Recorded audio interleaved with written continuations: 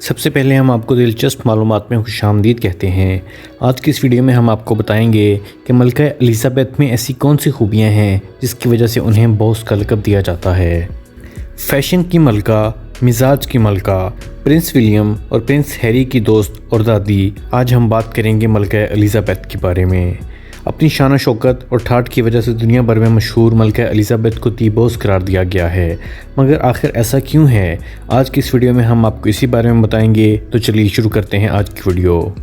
Fashion میں ملکہ Elizabeth اپنا کوئی ثانی نہیں رکھتی۔ ان کے دیدہ زیب لباس اور سر پر پہنے خوبصورت ہیٹ سب کی توجہ کا مرکز ہوتے ہیں۔ کہا جاتا ہے کہ ملکہ گزشتہ 50 سالوں سے اب تک 5000 ہیٹ بنوا کر پہن چکی ہیں، جبکہ ملکہ کا کہنا ہے کہ انہیں ایسا کرنا اچھا لگتا ہے۔ کیا آپ نے کبھی سوچا تھا کہ کوئی ملکہ اتنے سارے ہیٹ استعمال کرتی ہوگی؟ اگر مزاج کی بات کی جائے تو ملکہ الزبیتھ ہر وقت خوشگوار موڈ میں نظر آتی ہیں۔ وہ چاہے اسٹیج پر خطاب کر رہی ہوں یا اپنی بہوؤں اور پوتوں کے ساتھ بیٹھی ہوں، خوب کھلکھلاتی اور سب کو اپنی مزاحیہ باتوں سے ہنساتی نظر آتی ہیں۔ شاید اس طرح تو سالگرہ کوئی نہیں مناتا ہوگا۔ جی ہاں، دراصل ملکہ برطانیہ کی 2 بار سالگرہ منائی جاتی ہے، ایک 21 اپریل کو جو ان کی تاریخ پیدائش ہے، اور دوسری پبلک ہالیڈے جس پر پورے کا پورا لندن بند کر دیا جاتا ہے، ہر کام روک دیا جاتا ہے اور پورا لندن صرف ملکہ کی سالگرہ کا بھرپور جشن مناتا ہے۔ اس پروقار تقریب میں 1400 فوجی، 200 گھوڑے جبکہ 400 موسیقار حصہ لیتے ہیں۔ آسمان پر کوسوں قزاق کے رنگ بکھرے ہوتے ہیں اور ملکہ کے خاندان سمیت تمام شہری بھی جشن مناتے ہیں۔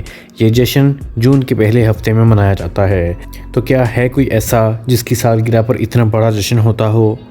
کیا آپ جانتے ہیں کہ برطانیہ کے ہر شہری کے پاسپورٹ پر ملکہ الزبیتھ کا نام بھی درج ہوتا ہے؟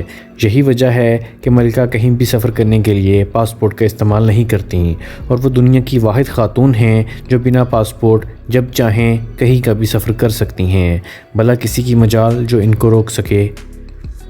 یقیناً یہ بات آپ کو مکمل سمجھ نہیں آئی ہوگی کہ ملکہ خود میں ہی ایک جیمز بانڈ ہیں۔ دراصل اس بات کی وضاحت یہ ہے کہ حقیقی زندگی اور فلم میں فرق ہوتا ہے، مگر ملکہ اپنی اصل زندگی میں ایسا کرتی ہیں۔